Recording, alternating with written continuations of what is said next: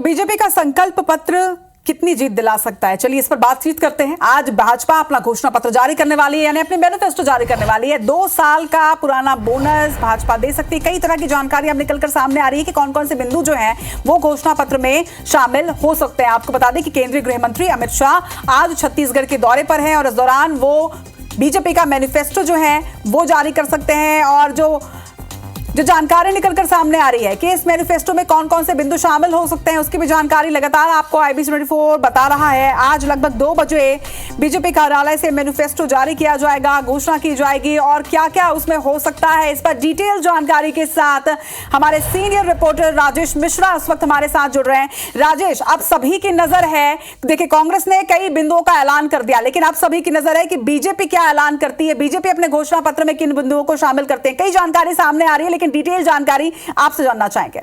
देखिए, अगर हम बात करें भारतीय जनता पार्टी के संकल्प पत्र की, तो निश्चित रूप से प्रदेश की जनता को, भाजपा के कार्यकर्ताओं को, प्रत्याशियों को, तमाम लोगों को भारतीय के संकल्प पत्र यानी घोषणा पत्र का इंतजार है।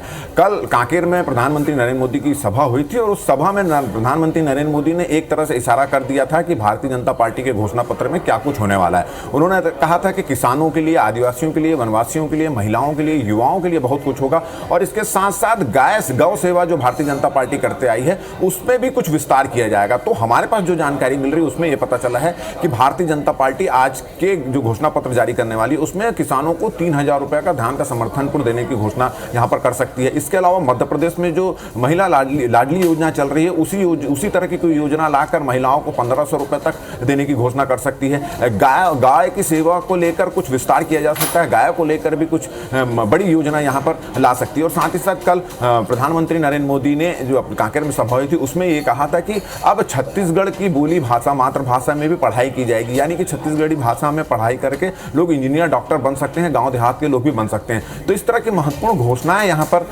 की थी और निश्चित रूप से आज जो 2 बजे भारतीय जनता पार्टी के जो गृह मंत्री हैं, केंद्रीय गृह मंत्री अमित शाह इस घोषणा पत्र का जो घोषणा करेंगे उसमें ये सब मुद्दे आ सकते हैं, जिसका इंतजार बेकरारी से छत्तीसगढ़ की। लेकिन राजेश, अगर जैसे आपने जानकारी दी कि मध्य प्रदेश में जिस तरह की योजनाएं चल रही हैं उसी तरह की योजना यहाँ भी लाई जा सकती है, लेकिन मध्य प्रदेश की राजनीति और छत्तीसगढ़ की राजनीति की बात करें तो दोनों काफी अलग है। तो मध्य प्रदेश में जिस तरह की घोषणाएं की जा रही है, क्या उस तरह की घोषणाएं छत्तीसगढ़ की राजनीति में भी काम करेंगी, क्या आपको क्या लगता है?